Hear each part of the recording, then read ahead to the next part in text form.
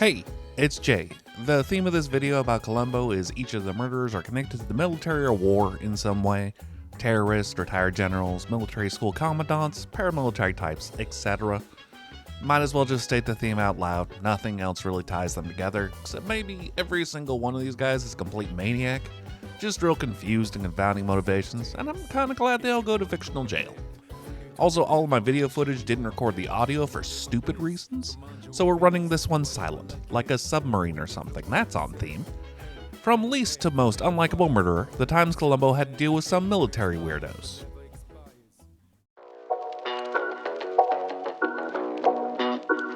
The only reason this guy is so high on the list is because he's Irish. Being Irish goes a long way. He's very charming.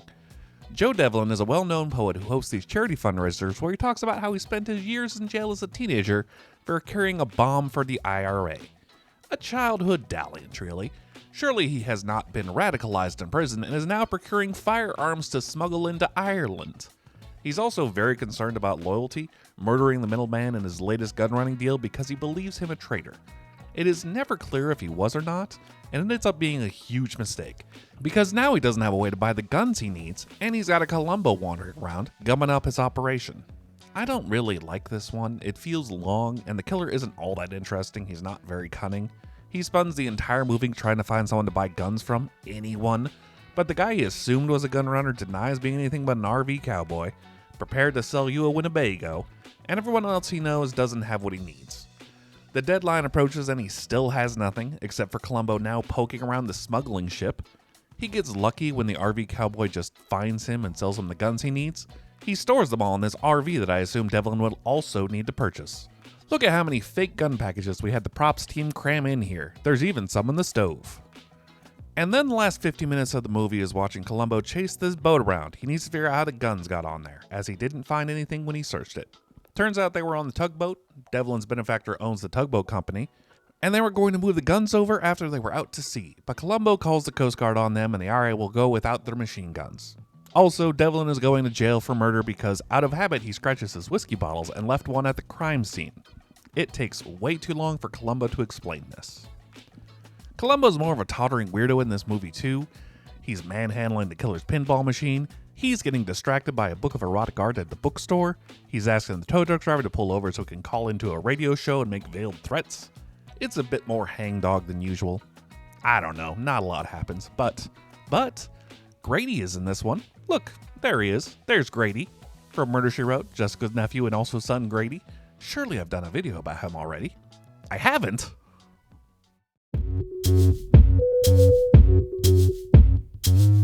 It's Patrick McGowan time again, for the first time.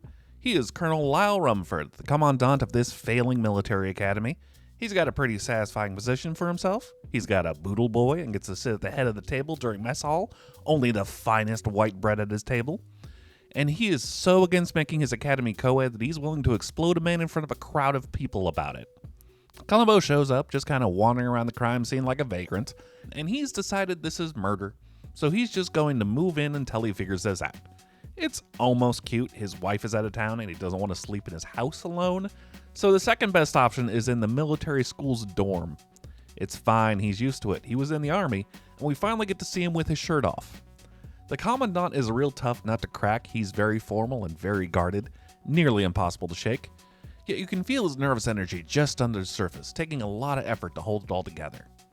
He won an Emmy for this performance, and it's earned, but it also means that there are no high-impact scenes with him. He does little to discourage Columbo, just kind of assuming there's no evidence and going about his day as normal. So he doesn't see his downfall coming, and also neither do we. It kind of comes out of nowhere when everyone in the wing of the dorm Columbo is still sleeping in is woken by an emergency 3 a.m. inspection.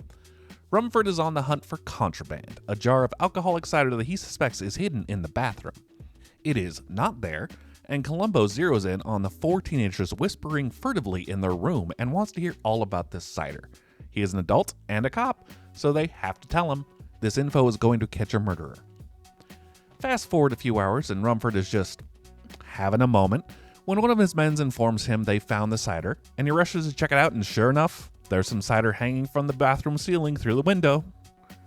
Wait, what's happening? Why is it hanging? Why would you store cider like this? It's just very conspicuously framed.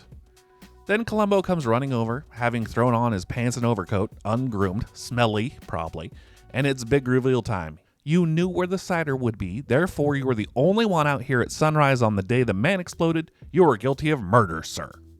And this breaks him. He's done. He did in fact do that thing, all so he could keep gross ladies out of his failing institution.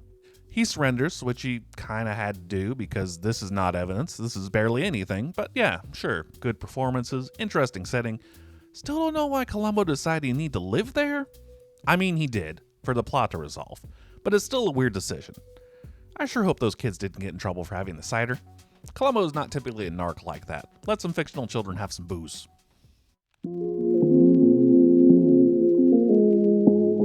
So there's this weird lab, the Cybernetic Research Institute, run by this old man, Dr. Cahill.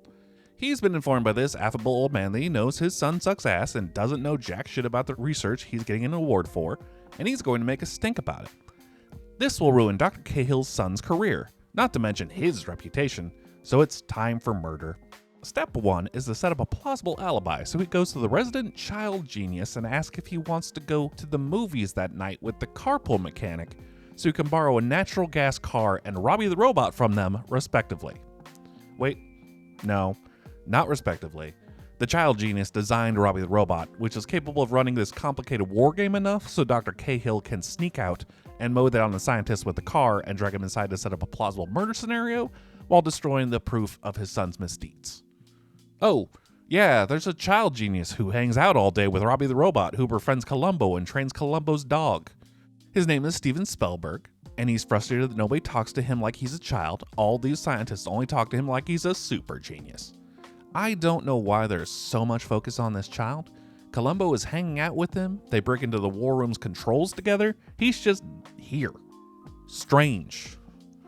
Jessica Walters is also here, playing the lab psychiatrist, who is trying to convince Dr. Cahill's son to confess to his plagiarism, because clearly the pressure of this lie is tearing him apart. He does eventually decide to do so, refusing the reward and resigning in shame. Dr. Cahill is confused and pissed, and goes to yell at his son, but this argument is interrupted by Columbo marching in with a warrant for the younger Cahill's arrest on account of the motive he just admitted to, and the lack of an alibi because he was doing an overnight therapy session with Jessica Walters, which feels like a euphemism of some kind. Her character seems very ethical, but you never know. The police take him away, but Dr. Cahill stops Columbo before he leaves.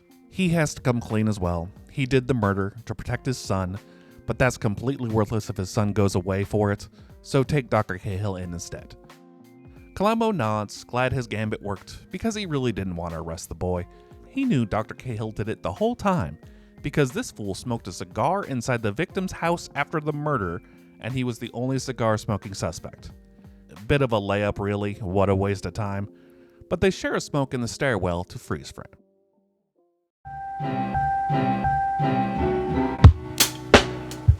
Colonel Braley runs a paramilitary think tank with the blessing of General Paget, a retired and decorated war veteran who is enjoying his old age with his young hot wife.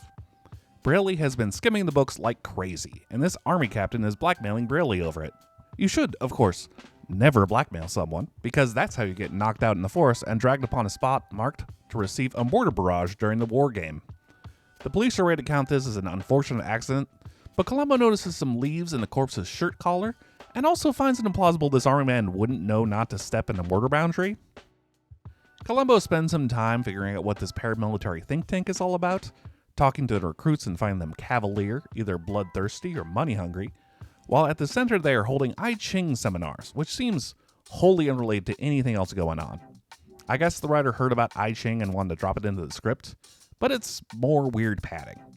A lot of this movie is weird padding, like the amount of time spent on learning and reconciling with the affair between Colonel Braley and Mrs. Paget. Columbo is following a lead and ends up in their secret sex apartment, which causes the adultery to crash and burn, and we spend 5 minutes watching Mrs. Paget break the news to her husband. Anyway, Columbo catches Braley because all these books won't fit inside this box. This destroys Braley's alibi, I suppose, although exposing all the lies that Braley was telling General Paget, completely destroying his career, probably helped Braley decide that he might as well go to jail. He admits that he was not, in fact, setting up this Civil War diorama during the murder. He still did it, the nerd, just not right then. Cool. Done. Check out this little Columbo figurine they snuck into the display. Cute.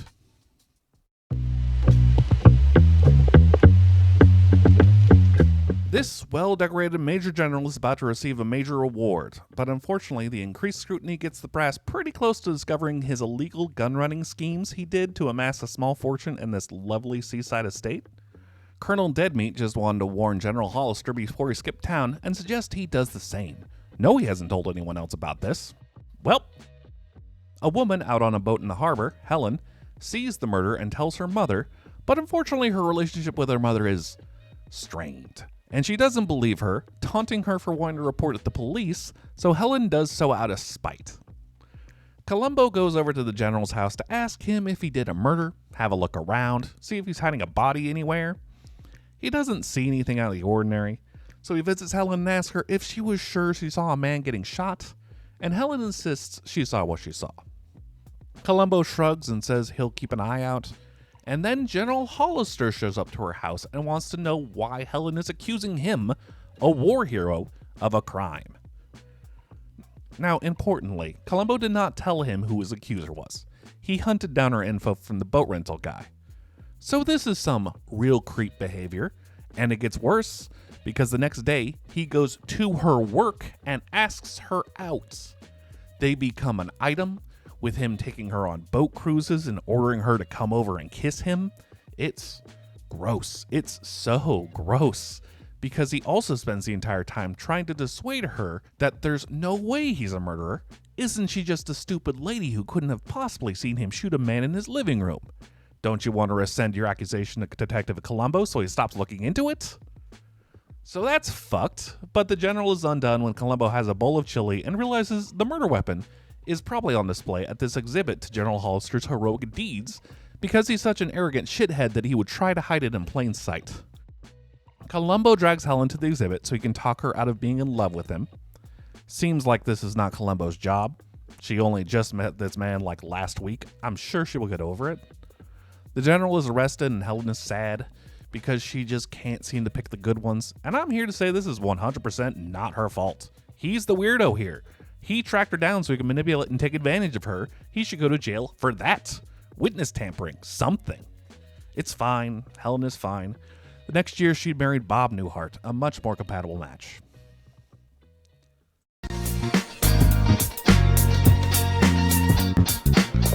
So those are 5 episodes of Columbo, about some military guys. Upon inspection, all kind of strange episodes. A lot of weird side tangents. And they all kind of end awkwardly, with a reveal that doesn't feel very substantial and the killer giving up.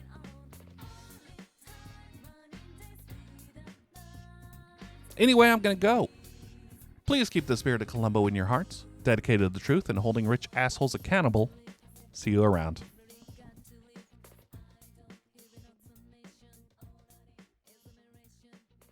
Ba ba ba ba ba.